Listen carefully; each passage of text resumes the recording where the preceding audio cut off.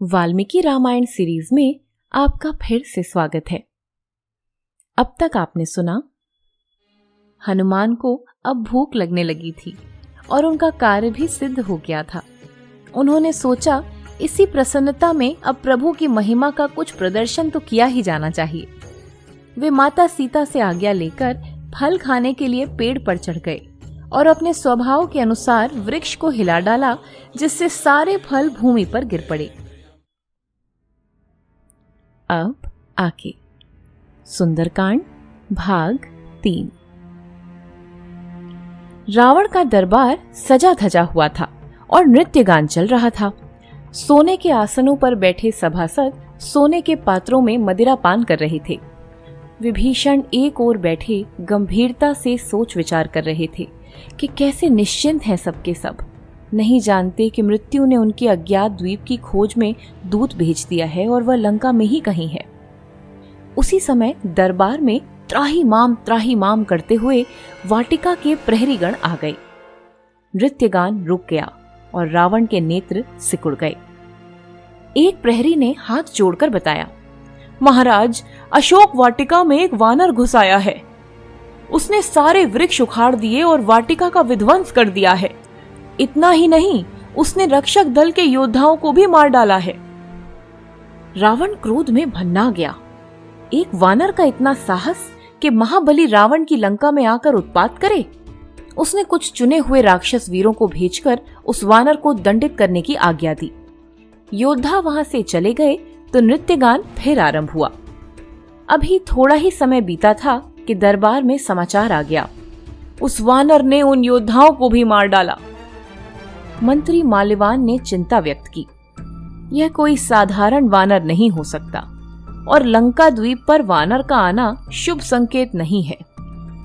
रावण ने उनकी बात अनसुनी करके अपने वीर पुत्र अक्षय कुमार को अशोक वाटिका भेजा, जो अपने साथ अनेक राक्षस योद्धाओं को लेकर ऐसे चला जैसे जाते ही उस वानर को मार डालेगा।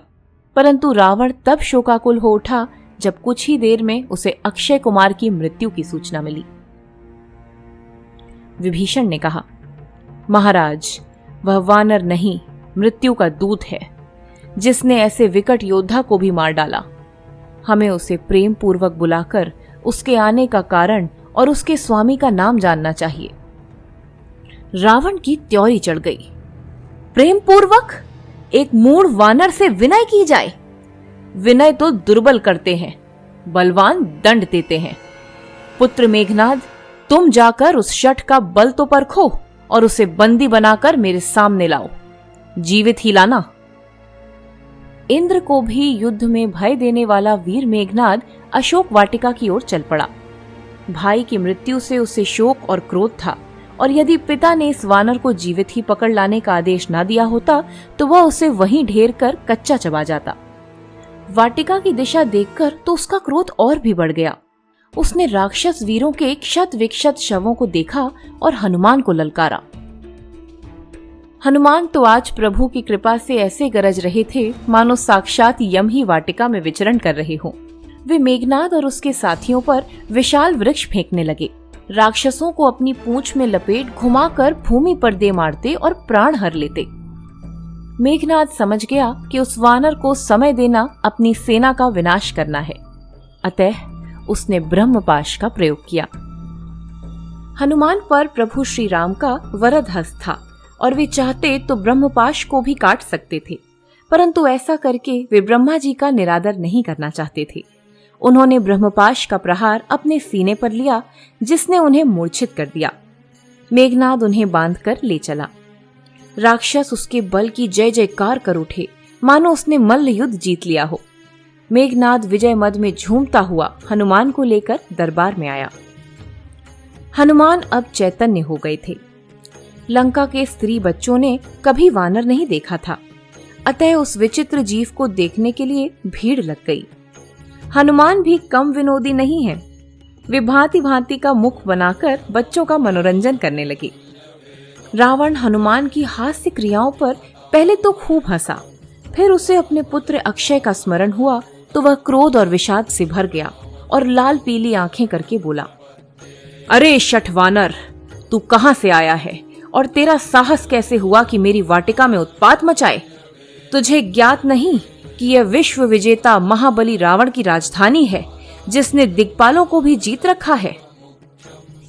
हनुमान हंस पड़े, फिर बोले, हे दशानन, जो देवताओं और ब्रह्मांड के हित के लिए भांति भांति के शरीर धारण करते हैं और जिनके पलक गिरने उठने से ब्रह्मांड संचालित होता है, मैं उन्हीं भगवान श्री रामचंद्र का सेवक हनुमान हूँ, जिन्होंने क्षण भर में खरदूषण, सुबाहु, ताड़का और तेरे अनेक अनुचरों को समाप्त किया।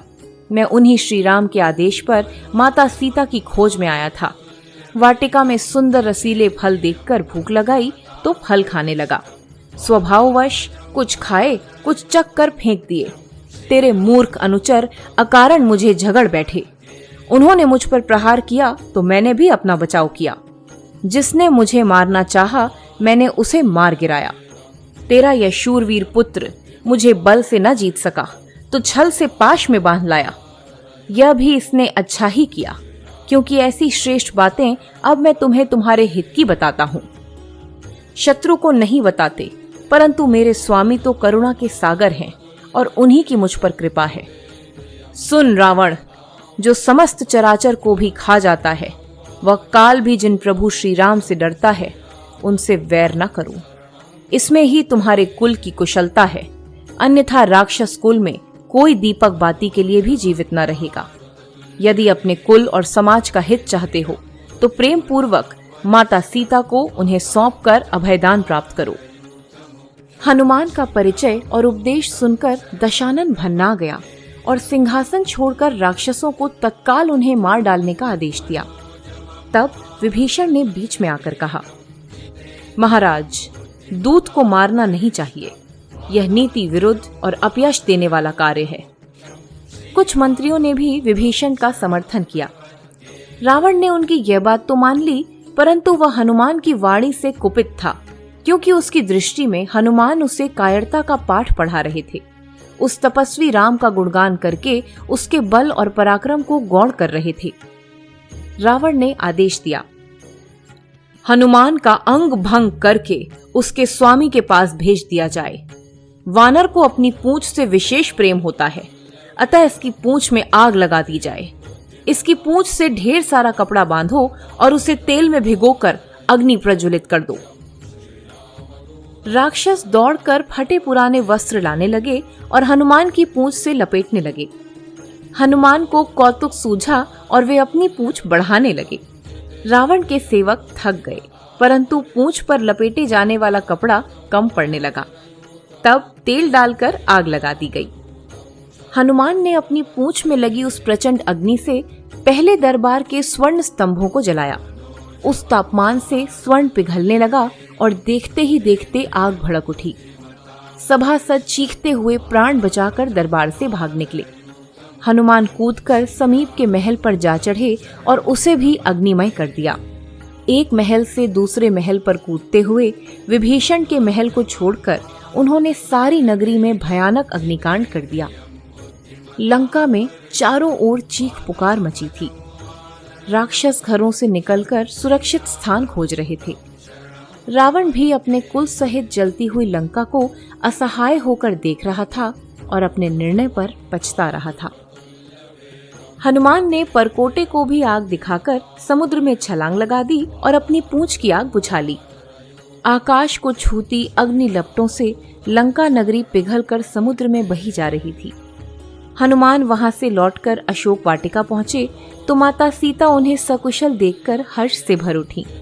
उन्हें हनुमान की बड़ी चिंता हो रही थी, पर जब उन्होंने हनुमान का कारनामा सुना और धूं धूं करके जलती लंका को देखा तो मन में विश्वास हो गया कि श्री राम के सेवक साधारण वानर नहीं हैं।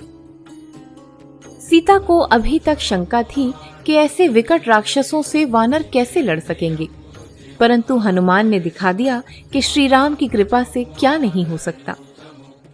सीता ने हनुमान को ढेरों आशीष दिए। फिर हनुमान ने माता सीता से जाने की आज्ञा मांगी। उन्होंने सीता से कोई पहचान चिन्ह देने की विनय की, जिससे प्रभु को दिखाकर विश्वास दिला सकें कि उनके सेवक ने कार्य संपन्न किया है। सीता ने अपनी चूड़ामणि उतारकर हनुमान को दी और सजल नेत्रों से कहा, हे पवन पुत्र, श्री रघुवीर जी से मेरा प्रणाम निवेदन करना और कहना, हे प्रभु, यद्यपि आप सभी कामनाओं से रहित हैं, परंतु दीन दुखियों पर दया आपका स्वभाव है।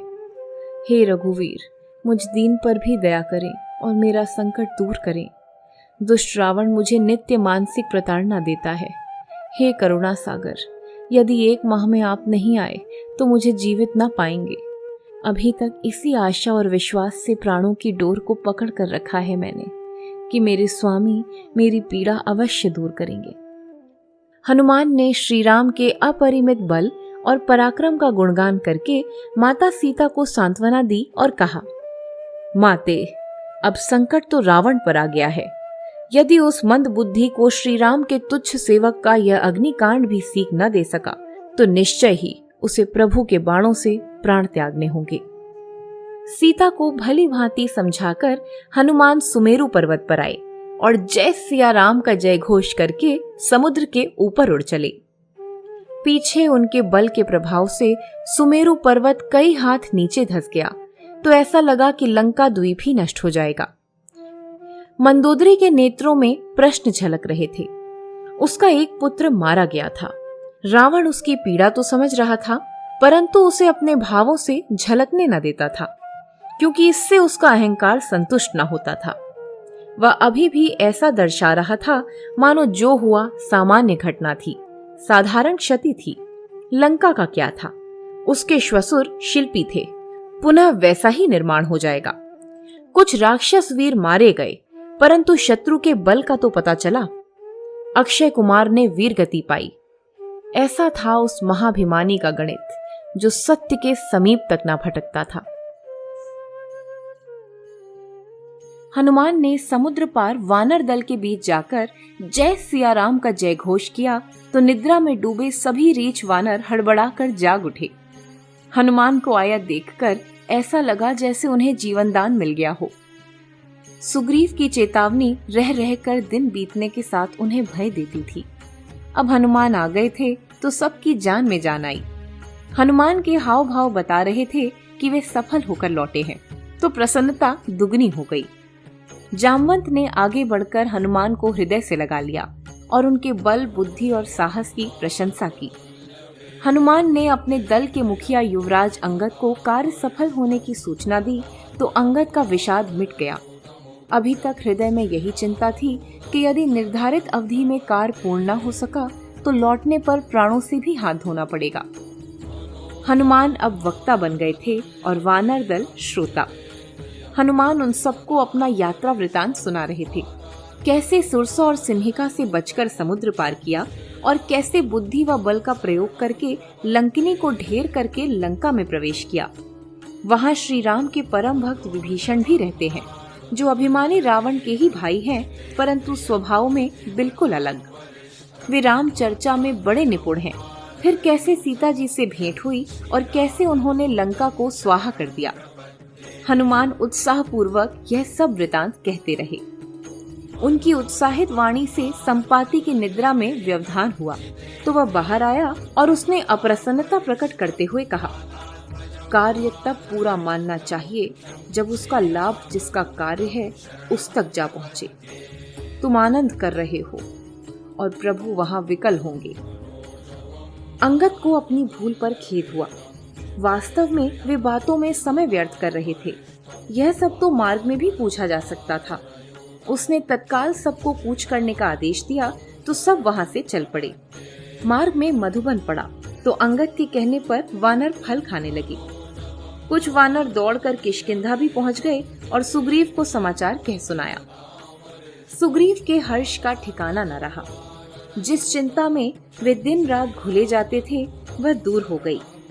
इतने में ही अंगद सहित खोजी दल आता दिखाई दिया तो सुग्रीव की देह प्रसन्नता से कांपने लगी।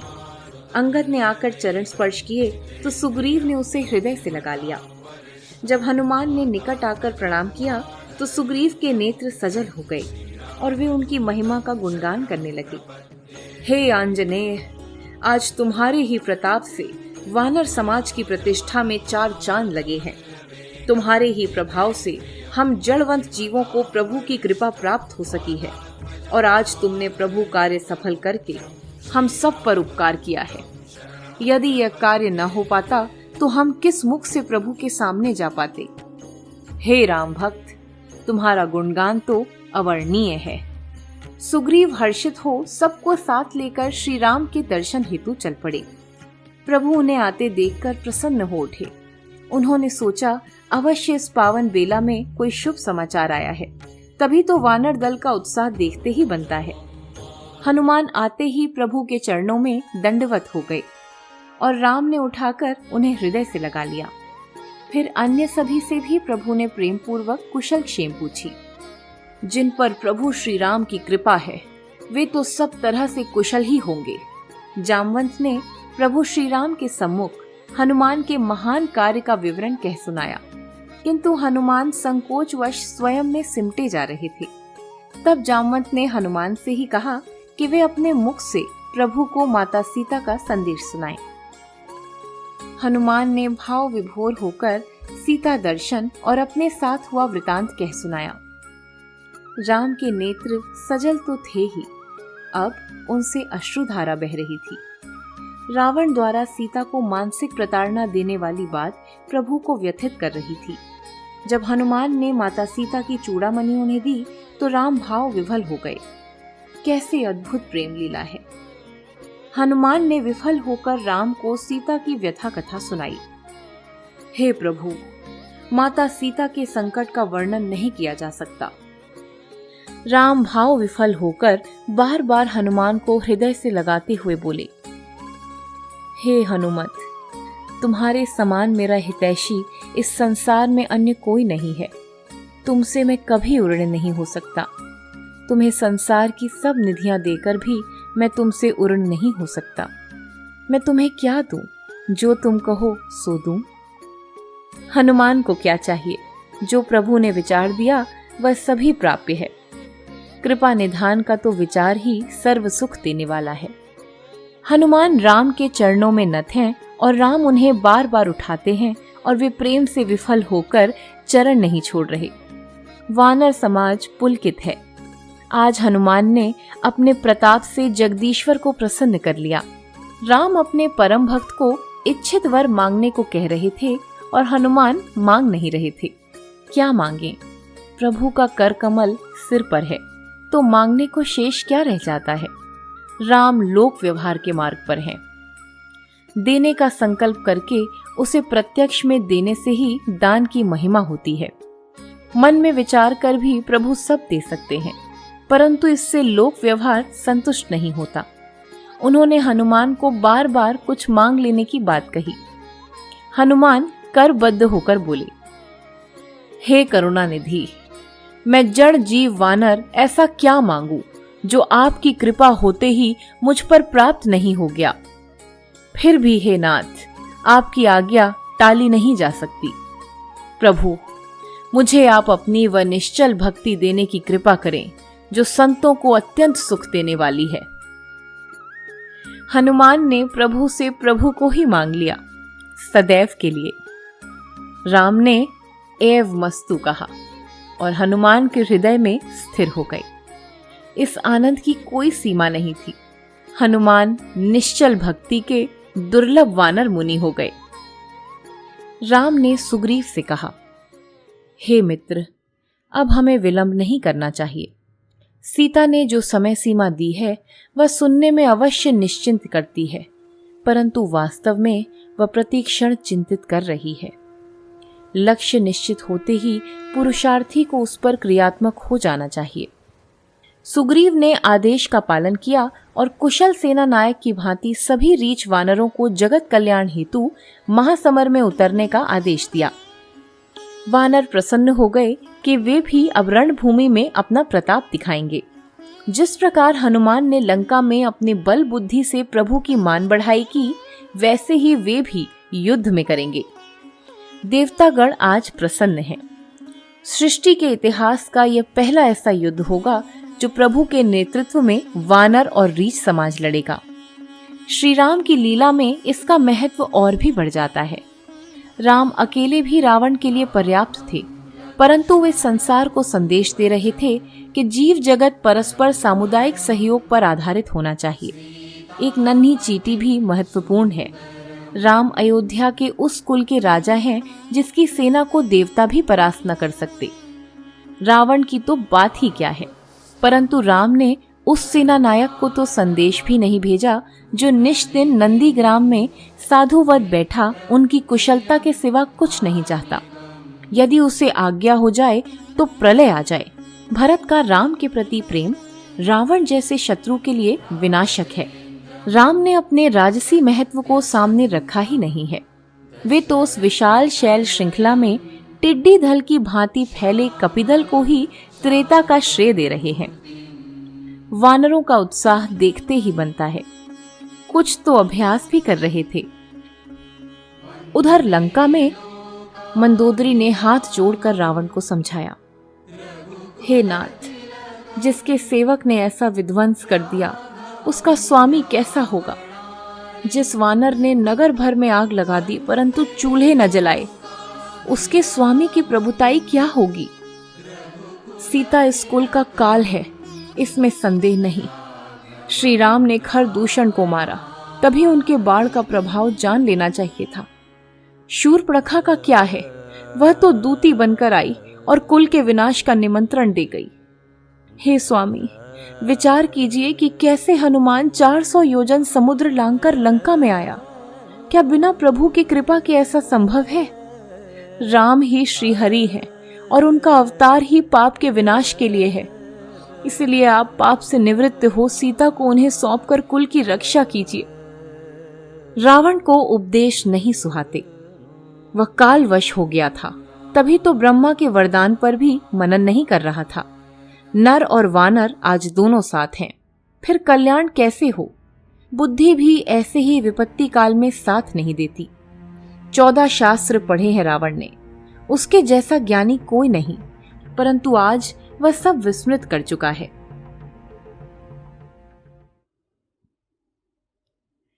अभी आपने सुना सुंदरकांड भाग 3।